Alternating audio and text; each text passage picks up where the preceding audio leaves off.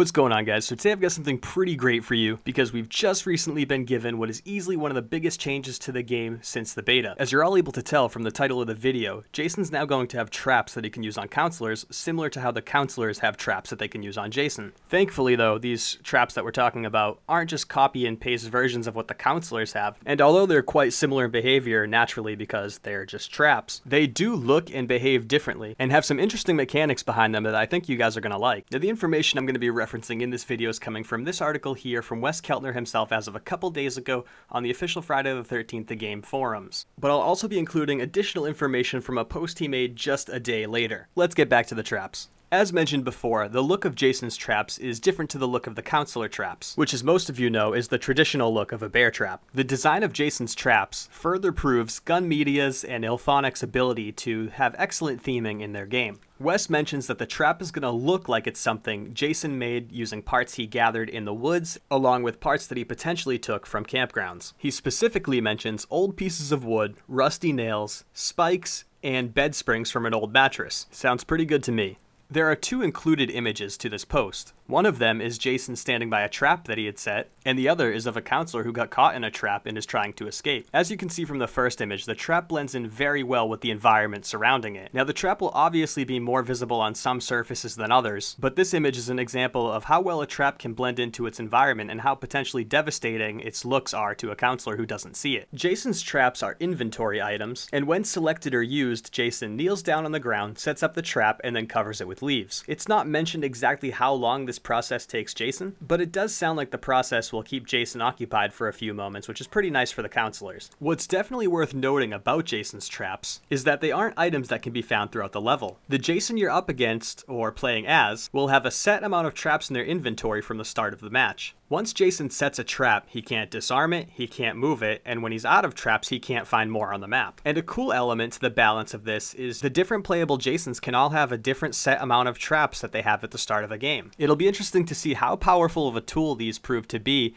and whether they really encourage players to pick one Jason over another. In comparing Jason's traps to the counselor's traps, the traps that Jason uses will keep counselors trapped for what Wes says is slightly longer than stepping in a counselor's trap, and that Jason's traps also do slightly more damage than the counselor's trap. Just to give you guys an idea of what kind of times we're looking at of being stuck in Jason's traps, here's a clip of me being stuck in a trap as Jason. When you're stuck in a trap, you've got to spam a button to break free, and then you slowly step out of it and walk away. Now, although I wasn't able to find my footage of being a counselor and stuck in one of the traps, I can confidently say that it takes a similar amount of time, if not the same amount of time, to get out of the trap as a counselor. And as for the damage element to it, there was no clear or particular amount of damage that a counselor trap did to a counselor in the beta, though I find it relatively safe to assume that a Jason trap will do enough damage to cripple a counselor and slow them down, potentially preventing them from running. Now, I should have mentioned this earlier on, but Jason can't just set these traps anywhere on the map. He can only set the traps in exterior areas. This means no traps in cabins, no traps in any form of building,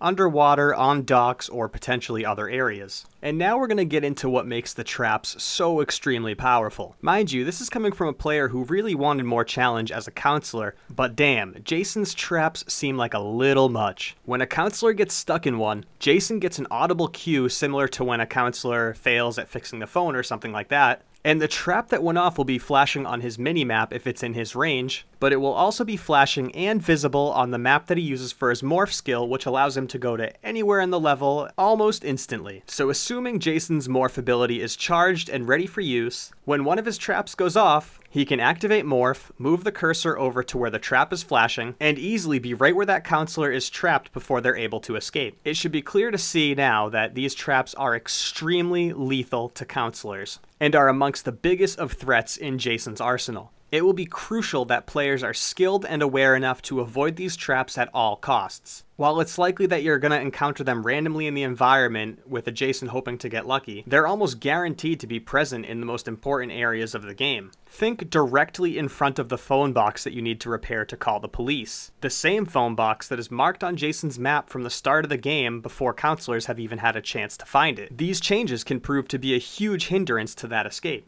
Here's the big catch. At the idea's original pitch, it wasn't planned for counselors to be able to disarm these traps in any way at the game's launch. That means the only way to escape by the police if a Jason blocked the phone box with a trap is to activate the trap and escape from it almost guaranteeing that you get killed. While that was a very interesting gameplay choice, due to the overwhelming community feedback and response in regards to the trap and disarming it, Wes gave an update the following day discussing the disarming of Jason traps. And sadly, at launch, it doesn't look like we'll be able to disarm his traps without stepping into them, but they do have a design or plan for disarming the traps and how that's going to work. And Wes says they're trying to make that available to implement as a day one patch for the game, though he mentions there's no guarantee they can meet that window. I'm not going to go into detail on the restraints from them having this feature in the game at launch, but I'll let you know that it basically comes down to getting this game out and released as soon as possible. So hopefully for those of you out there who are frustrated by the fact that you can't disarm these traps, you can at least be a little bit grateful for the fact that it's only so we can have this game sooner than later. I have to admit though, I am a little upset to hear that disarming the trap will cost a counselor their pocket knife should they have one. If they don't have a pocket knife, there is no disarming of his trap. I'm going to read you guys and put on the screen what the current design plans are for disarming Jason's trap. Counselors will be able to disarm Jason's traps, but there's a catch. To disarm a trap, the counselor must be crouched and very, very close to the trap. If standing, walking, jogging, or running, the interact prompt will not appear. But wait, there's more. Once crouched and near the trap, you must have a pocket knife in your inventory to disarm the trap. This gives the pocket knife more than one use. Now that doesn't mean you can use the pocket knife more than once, it just means that it has more than one purpose. Wes goes on to say, as you are crouched with the pocket knife in your inventory and the disarm prompt appears, you select it. Your counselor starts working on the trap. As they work on the trap, you see the trap slowly start closing. It's not a quick snap shut, it's slow, as if your knife is turning a screw, thus loosening the tension of the trap.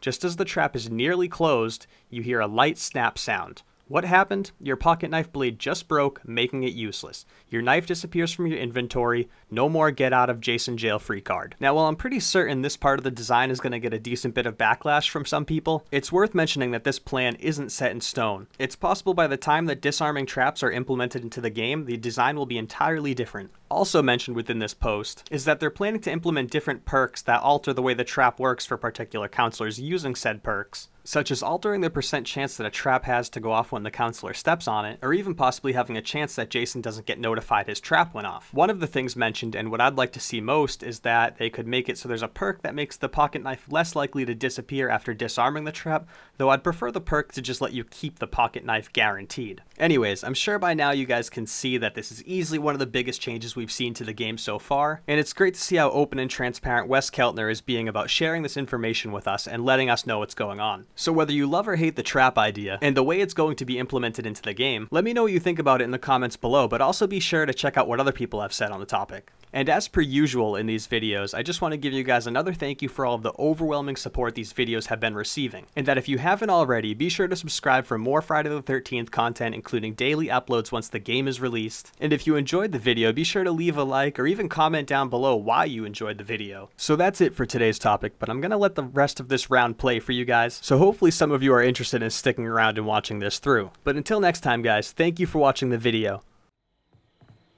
Use the window.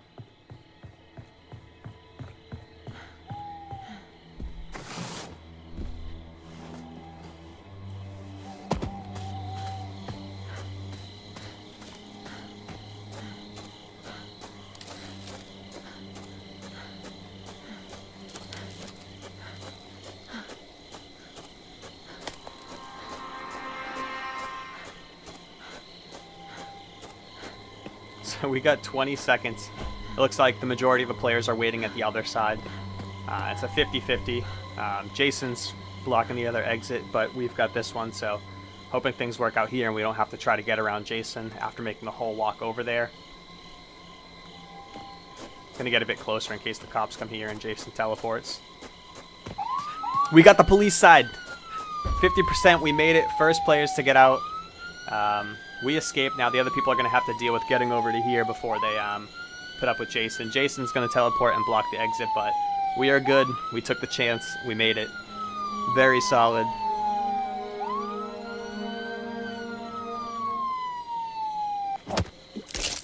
Well, it looks like the math god didn't make it, unfortunately.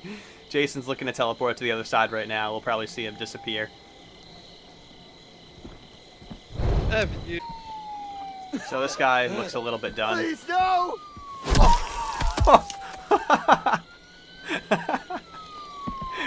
I think his head made it out of the map, but the rest of them didn't. That was pretty great.